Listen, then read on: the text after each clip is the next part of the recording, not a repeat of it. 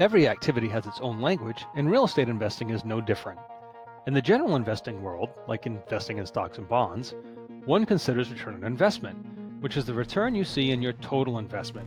The challenge with using this in the real estate investment world is that it would require one to sell the asset in order to realize the ROI, which isn't particularly helpful when you're trying to evaluate whether or not to purchase a property. That's where the cash-on-cash return comes into play. Cash-on-cash return allows you to evaluate the rate of return on the money you put into the property. That includes the down payment, closing costs, repair work, inspections, and financing costs. But how does the cash-on-cash differ from the cap rate? And which should you use to evaluate a property?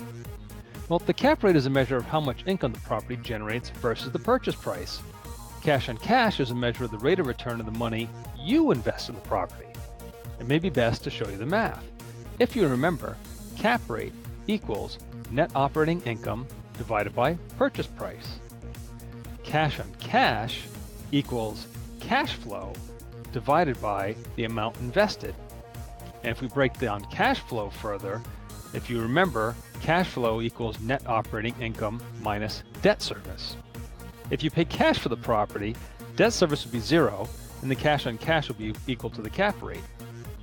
In our example, cash on cash would be equal to the cash flow, $21,824, divided by the amount invested, you're 10% down, $48,990, and the closing costs, which would be 3% of the amount being financed, or $13,227. That comes out to 35.1%. If you decided to put 20% down instead of 10%, the cash on cash should drop since more of your own money is in the deal. So your cash flow would change to $24,802.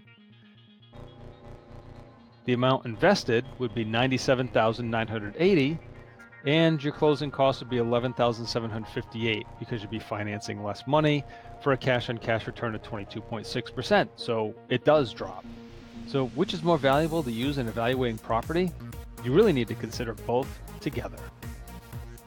Don't forget to join our Facebook community at facebook.com/Boston Multifamily, where we share tips and information on the multifamily market around Boston to help you improve your life through real estate.